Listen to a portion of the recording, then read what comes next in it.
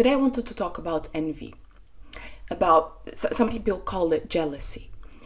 So there's something that your friend gets. They get that something, and suddenly there's this envy that takes over. You want to snatch that thing away from that person. You feel like it's not fair that they have it. It should be yours, right? And all these negative emotions come up. And then there's maybe shame. Why am I thinking that way? Why am I feeling that way? I hope nobody hears that. I hope nobody sees it, because it makes me a bad person, right? That's what you think. And so you feel trapped in this, you feel trapped in this negative emotion, in this negative state. And as you feel trapped in that, it almost feels like you're a bad person. You have to get rid of this state. It's a mistake, right? It shouldn't have happened. It's because there's something wrong about you.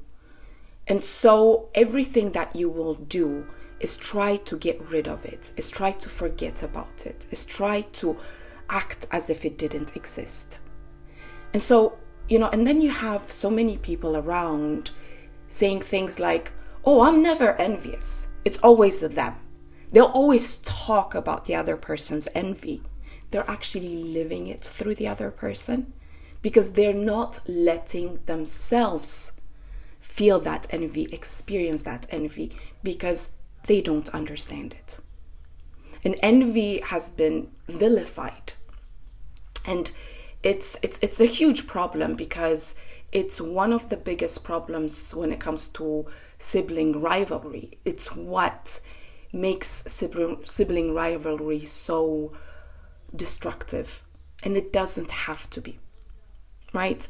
And even among women, for example, envy when it comes to beauty, envy when it comes to intelligence and all that. There is a reason why it's there. And if it's eating at us, if it's destroying something inside of you, if it's making you feel bad, it's not because of the envy itself. It's because you haven't understood it. You haven't understood the information it's giving you. And you haven't understood that it's not random. There's nothing random about that. And now in this video, my aim is to make it so that you have a very healthy and deep relationship with envy. Because when that happens, it becomes your ally.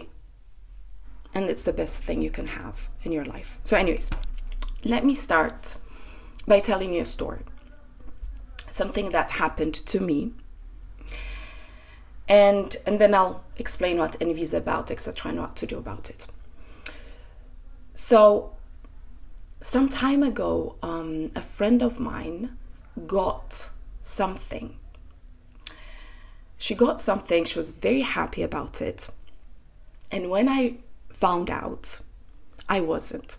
I got very envious. I was like, oh my God, why did she get it? It should have been mine. It should have been given to me.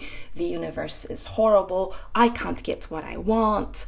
And so on and so forth. I couldn't be happy for her, with her at all. And I felt this feeling of shame that took over, shame that, oh my God, I hope that nobody sees this. I hope nobody hears that. I hope nobody ever finds out, right? And when that came in, with shame, it's always about standards, right? When you feel shame, it's because you think you should be in a certain way, right? You should be this way, and you're not. You are this way. So it's almost like you're trying to rip yourself off from here and put yourself here. And that's why shame is so violent. I mean, you physically feel it. It's a punch in the gut. I mean, you have a physical reaction when you're in shame. It's horrible. And so it's like it's a part of you that is trying to make yourself this way so that you're safe, right? And so that's what was happening for me, where I felt like, oh my God, this is going to get me into trouble. If people know, if people see this, they'll think I'm bad, I'm crazy. I'll be rejected, abandoned. I mean, all the fears came up. And in that moment, that shame made me want to be this way, right? The good way. So I remember that I got the message from her that she got, the thing that she wanted so much and that I coveted, right? And after the message, I wanted to become a good person. So I started sending a message to her, telling her, oh, I'm so happy for you.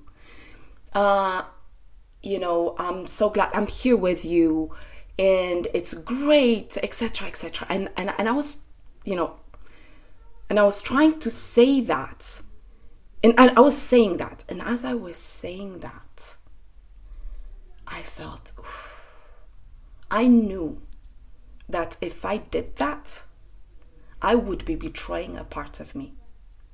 I would be betraying the part of me that was envious. The second thing, it wasn't the truth.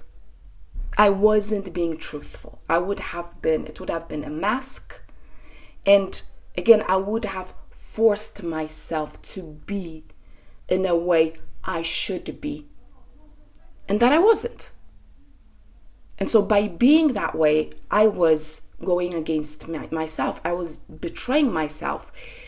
And at this point, I know that by betraying myself, I actually betray her. I betray life in general, right? But that's, you'll know, you'll have that realization the more you do this work. So I knew that this was not going to work. So I stopped myself in my tracks.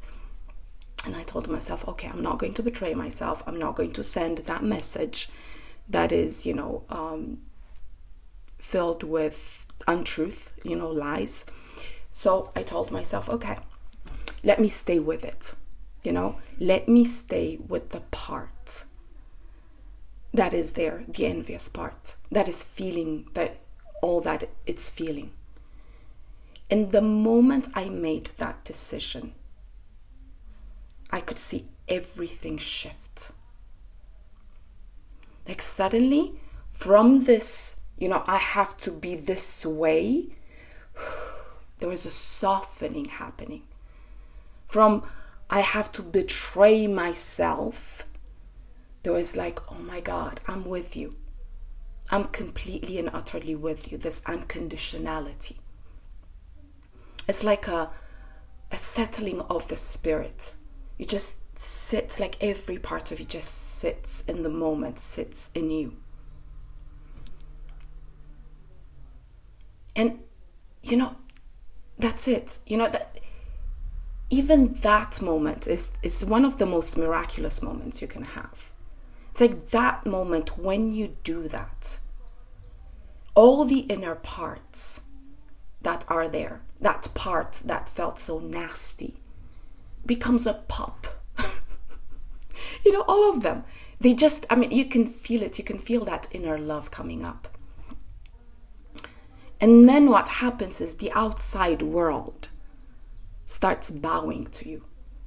It's literally the way it is. Because it's almost like by making that decision to be with yourself unconditionally, no matter what, and standing by your truth, you're making a decision here, but it feels like you're making, like the whole world suddenly made that decision too. I'll just leave it there, but you'll feel it. It's something that, because what is in the whole is in the one, and you feel it in that moment. And again, in that moment, I still didn't understand what was happening. I still didn't see any changes or whatever. But I just want you to feel that moment of total and unconditional acceptance of what is. When that happens, when you let that happen, everything opens up to you. You're not conditionally looking at life. This is the way I should be, like with the shame. This is the way I should be saying. This is the way life should be. I should have had that thing. The universe should have given it to me, right? All these shoulds. But suddenly you are in the moment, and you're in what is actually happening in the moment, and you're open to it. And so you're open to all the gifts that it's there to give you. So in that moment, when I stopped, I realized that was number one. That was the first experience I wanted to have. I wanted that I had that moment of choice of betraying myself or completely and utterly taking myself in. And I made that choice. That's one experience. The second thing is that I realized in that moment, automatically there was this detachment that happened. I detached from that thing. I detached from that friend. It wasn't about her. It wasn't about the thing. These are two elements that are showing me something about me. This is wisdom, information that is given to me in this moment for what I need to do in my life. And so the first thing is that envy, when you feel envy, it starts with inspiration. It's like you get inspired, right? There is this energy that just, you see something out there, and then it's like you're inspired to go towards it, which is your soul telling you, have that experience, go get that thing, And for example, in this moment, for example, with this friend of mine, she had something that I also wanted to have. But it doesn't mean that I had to snatch it away from her.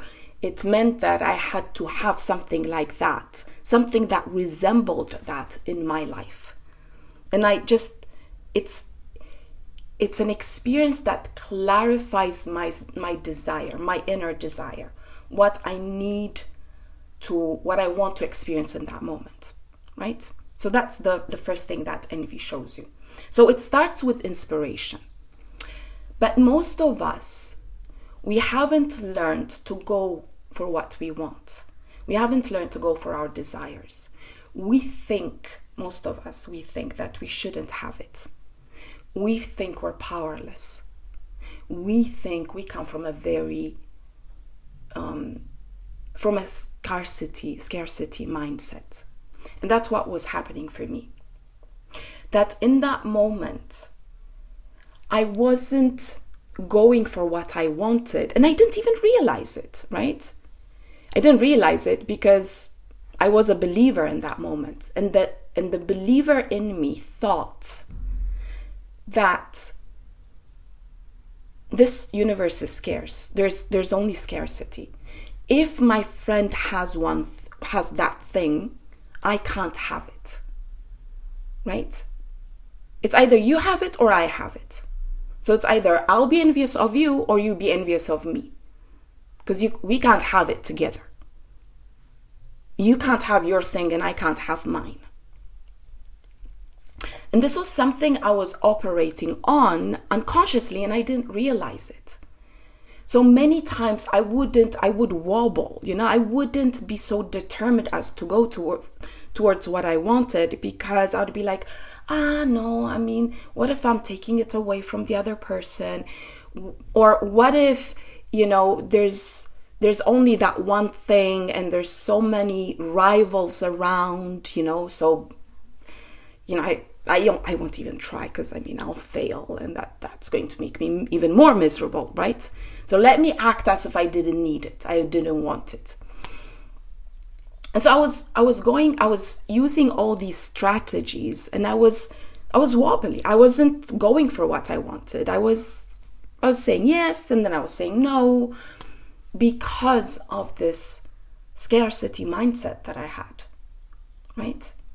And so in that moment, what happened in that experience was showing me that how I was perceiving life. And it was showing me very directly, right? So do you see, in that moment, she had something, I couldn't have it, and I believed it, right? That was clear. That was the information that I was given.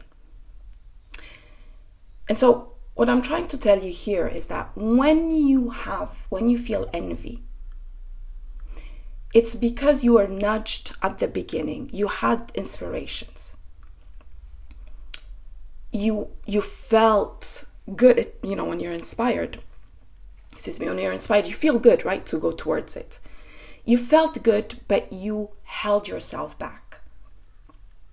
And when you held yourself back, because you thought, I shouldn't have it for this and that reason, what held you back was that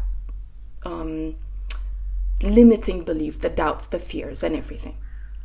And so now what is happening when you feel envy, it's like your desire is, imagine that this is your desire, right? Here. And your limiting beliefs are holding it prisoner. And you can't get rid of your desires. You can't. The moment they come up, it's the end. The focus is on it. So it's either you consciously go for it or you will unconsciously go for it. And it's going to be very shadowy. You're going to suffer. You're going to impose yourself upon others. It's just not something that you will like. You're going to hold yourself back the way you're holding yourself back. But do you see that envy is going to get stronger and stronger, and it's going to become vicious at some point. Because this energy is pushing, right? That desire is pushing, and there is another opposing force that it's holding it back. And at first, the opposing force, like this desire feels maybe yours, it's you want it. And the opposing force, which in this case was, there's so little of this. I can't have it. If she has it, then I can't have it. I mean, there's no abundance in this life, or whatever it is. That opposing force feels foreign at the beginning, but the more you look into it, the more you'll start seeing that it's your force. It's your own power opposing it, right? And when you realize that, and because these situations will come up over and over again, when you realize that, you'll start understanding that, you'll start questioning whether you can't have what you want. You go into it, you feel into it, and you question it. And when you start questioning, what happens is that you start detaching from that person that triggered your envy. Suddenly you start realizing, the way I realized, that thing that person has is not what you really wanted. It's just showing you, it's giving you a glimpse to what you want. It's showing you how it feels to have it, right? It's showing you that it's possible because somebody else got it. Why shouldn't you, right? So it's showing you that, but it's not about that thing. And that's what happened with me, that suddenly, I didn't want it at all. Like, it made no sense that I wanted it, a few minutes beforehand, right? And in that moment, after that happened, I took time to understand it, etc. And when it felt genuinely so, like very naturally, I called this friend of mine and I told her how happy I was about her, having what she wanted, and I was there with her. I even told her about my envy, about what happened. And I'm telling you this because many times I think most of our relationships are very superficial, are very masked. We come with a mask. We show this and we don't show that. So we show this part and then we betray the other part because we hide it, right? And so the relationships have become so conditional. This is the way you should be. And shame keeps us there. And so then afterwards, we're tired of being with other people. We isolate ourselves because we're always like this. We have to be hyper vigilant. We have to be careful not to say this, not to say that. We never should be envious or whatever, you know? And then we get tired of that relationship. We don't want to be with people. We just want to be alone where we can be completely ourselves, right? And so for me, in that moment, it felt very natural to tell her, etc. And she completely accepted me. It was so nice. It was so nice to open up. It was so nice to feel taken in as I am, that I did not have to betray any part of me.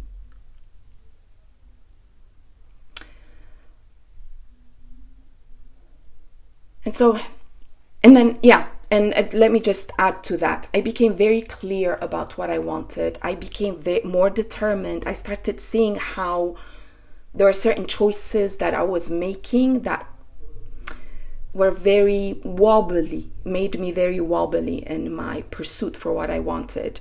And that's why I wasn't getting there. But now, after that experience, I became very determined. I became very clear about certain areas, certain aspects that I wanted, that I would say no to, and certain choices I knew I would say yes to. So it made me very clear, very focused. It made me feel good to be in relationships and be open, right? And so I just wanted to finish with that.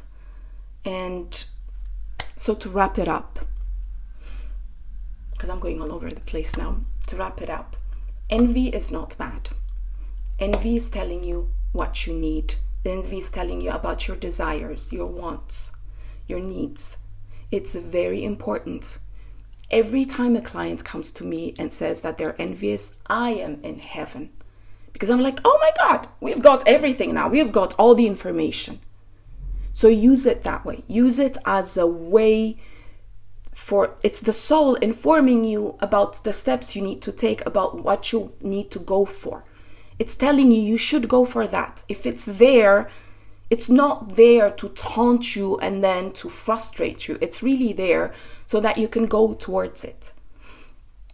As you do that, you'll find these limiting beliefs that will come up, like my limiting belief where I thought there was so little of everything that, I can't go for what I want because it's either I'll be frustrated, there's so much rivalry that I will not be able to win, I will not be able to gain what I want.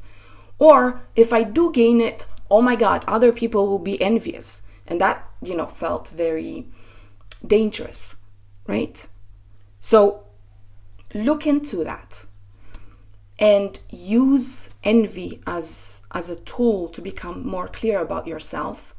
And use it as a tool also to connect with other people, to be unconditionally yourself with everyone, and to let other people be unconditionally themselves with you. So, if you have any questions, any comments, let me know down below. If you want to work on envy or any other aspect, triggers, etc., then there's a link down below. I'd love to work with you. And see you in my next video.